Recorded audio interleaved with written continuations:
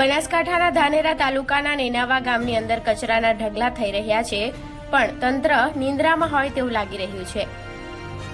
ગ્રામજનોની એક જ માંગ છે કે વહેલી તકે આ સમસ્યાનું નિરાકરણ કરવામાં આવે. Reporter Ramesh Trivedi, Gujarat crime news, Nenava, Dhanera.